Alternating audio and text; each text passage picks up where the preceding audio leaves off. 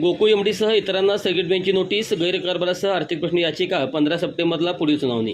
कोल्हापूर गोकुळच्या गैरकारभाराबाबत दाखल याचिकेवर न्यायालयाने एमडीसह व्यवस्थापकीय संचालक इतरांना नोटीस बजावली.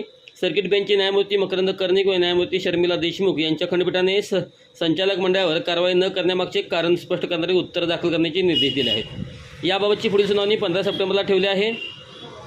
याचिकाकर्त्याच्या वतीने ॲडव्होकेट प्रज्ञा ताळेकर यांनी युक्तिवाद केला. सरकारी पक्षातर्फे ॲडव्होकेट BS काळे यांनी काम पाहिले. न्यायालयाने नोटीस पाठवलेल्या राज्य शासनाच्या विभागीय निबंधक डेअरी, विभागीय उपनिबंधक डेअरी, विशेष लेखापरीक्षक यांचाही समावेश आहे.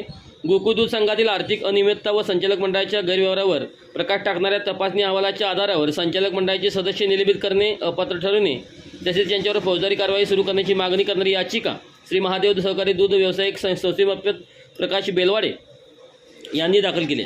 उच्च न्यायालयाचे नमूद केले आहे की गोकुळ दूध संस्था उत्पादकांच्या उपयोगितेसाठी महत्त्वाचे साधन आहे, त्यामुळे कामकाजात पारदर्शकता महत्त्वाची आहे. हे प्रकरण सन 2021-22च्या तपासणी अहवालातून समोर आले आहे. अहवालात अनेक आर्थिक व प्रशासकीय अनियमितता आढळल्या. यात निविदा प्रक्रियेशिवाय मोठ्या प्रमाणात खरेदी, गैरबँकिंग, सहकारी संस्थेला कर्ज देणे तसेच 15 कोटीहून आर्थिक थकबाकीची वसुली न करणे आदींचा समावेश आहे. त्यावर मुंबई उच्च न्यायालयाने ऑगस्ट 2023मध्ये लेखापरीक्षणाचे आदेश दिले होते.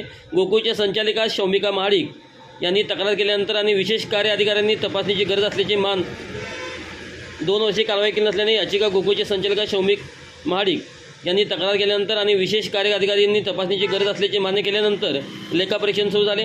गोकुळ प्रशासनाने लेखापरीक्षण थांबवण्याचा प्रयत्न केला, परंतु उच्च न्यायालयाने तो अयशस्वी ठरवला आणि संस्था चौकशी टाळण्याचा प्रयत्न करत आहे अशी निरीक्षण नोंदवले.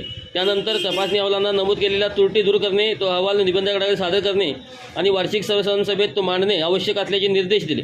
मात्र 2 वर्षे झाली तरीही कारवाई करण्याचे आलेली नाही. ॲडव्होकेट ताळेकर यांनी प्रसिद्धी पत्रकात असे म्हटले आहे.